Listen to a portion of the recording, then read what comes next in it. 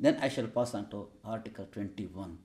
Article 21 has been considered as the center point of the Part 3 of the Constitution. It controls the whole thing. It's a hub of Part 3 of the Constitution.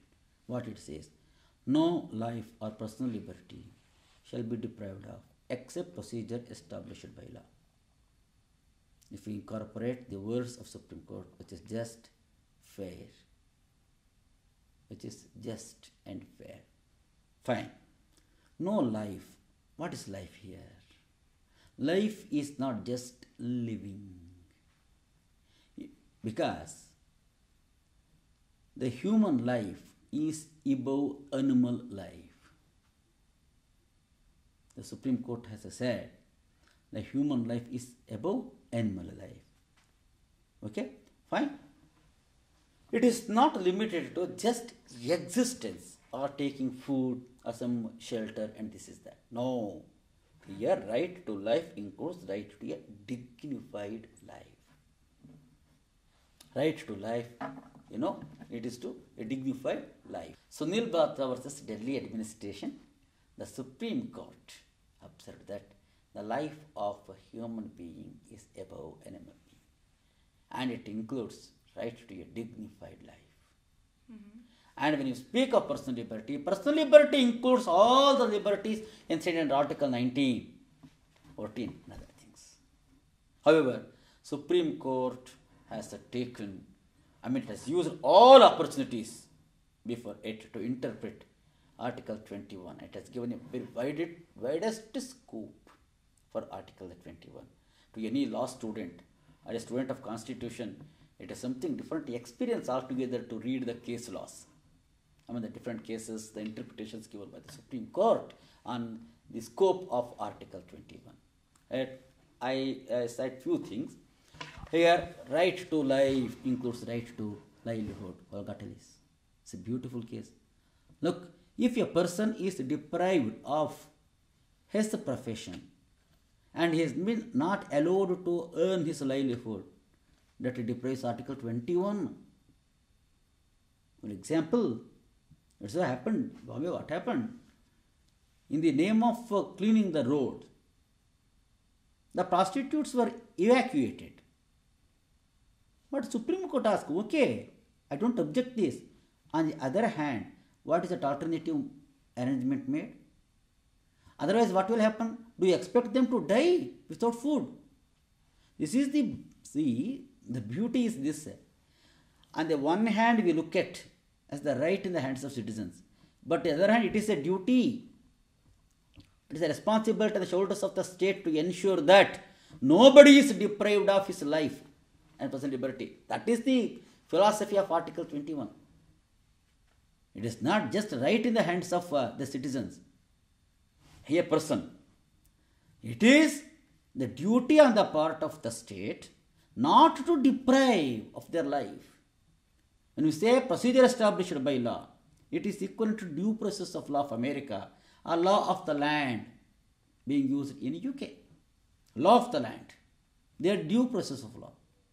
See, when we speak of a due process of law or procedure established by law, if you look at the constitutional debates, we find beautiful discussion on this. Why they did not imitate, why they did not use the word due process of law. Intentionally they did not use. They used procedure established by law. When we say procedure established by law, is it just the procedure established through a statute like CRPC? Or something else. There they say, it is not just the procedure established by law, it should be just, fair and reasonable. It shall pass all these tests. Again, Maneka Gandhi will come. I tell you, any student of political science or law, constitution, cannot afford to forget these few cases. A.K. Gopalan, quite often named as the first case on fundamental rights, 1950. Still the Constituent Assembly was there and it was acting as the parliament for India. And it had to amend. See, beautiful thing. First case.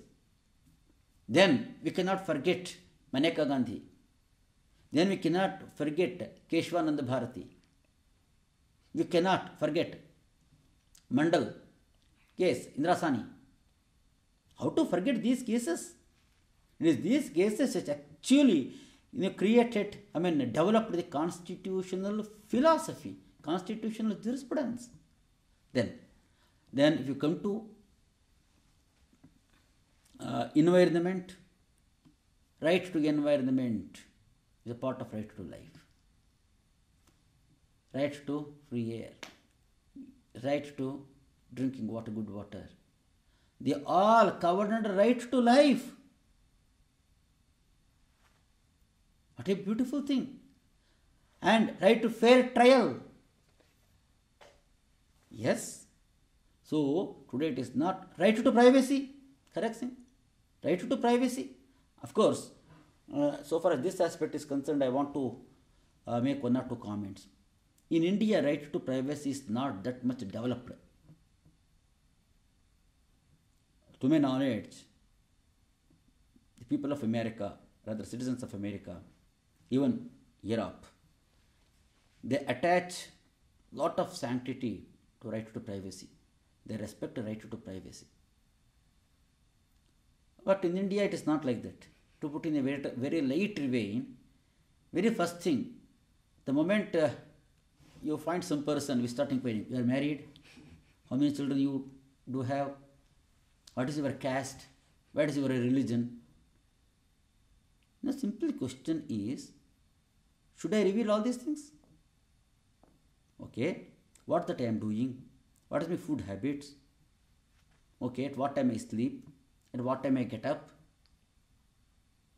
is it 1, 2, 3, number of things. In fact, our dignity is there in privacy.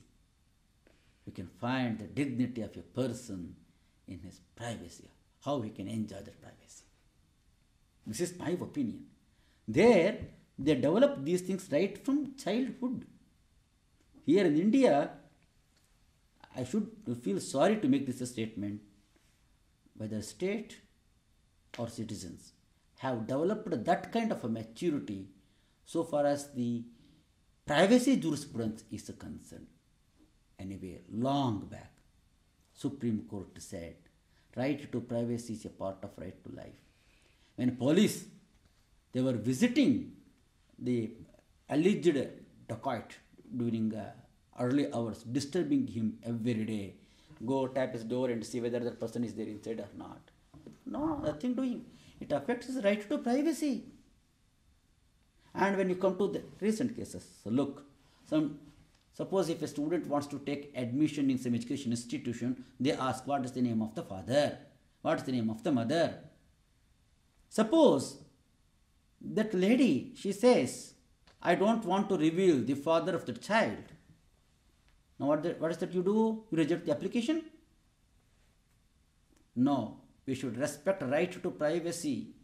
Right to privacy is a part of right to life.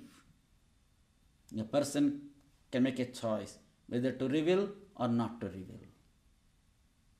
So many things. Right to life is a part of, right to privacy is a part of right to life. Right to environment, right to earn livelihood, right to good water. See, so many things. They are all covered under right to life and personal liberty. Okay, then we pass on to, I repeat, again Article 21 cannot be read in isolation. It has got bearing on Article 14.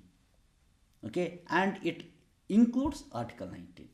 Then when we go to Article 22, Article 22 gives two very, very important rights. One, a person shall be produced before nearest magistrate within 24 hours after his arrest. This is one thing. Second one, the procedures to be followed in case of a preventive detention. If we go back, see, police, they used to arrest anyone arbitrarily, keep him under custody without any procedure, any justification or whatever it is. Then what will happen to his life? The police life, police state? No. Here, constitutional protection is given. Again, if you little look at the history, you can find the roots in Magna Carta. Anyway, under this Article 22, as soon as a person is detained, even to detain a person, procedure should be followed. There is a procedure. This procedure is a legal procedure as well as constitutional protection. Legal procedure means to say it is stated under CRPC, Code of Criminal Procedure. Before arresting a person, there shall be warrant. Suppose without warrant, person can be arrested. What is the procedure? Then should be intimated on what charge. Afterwards, nearby, a person shall be a witness. They should tell where they are going to keep him. Everything. Sometimes, in case of preventive detention, what happens? The people may not be, the police, the state, may not follow this thing. On the other hand, a person cannot be put under, preventive detention beyond 3 months. If it is to be done, they should refer that to the advisory body. There is no body. Okay. Then on their recommendation, I continue. Anyway, what I would like to say here is, it is, especially Article 21 gives a substantial protection against arbitrary detention, custody, and other things. It gives another right to have legal consultation, to appoint an advocate at his option, and other things. A beautiful thing.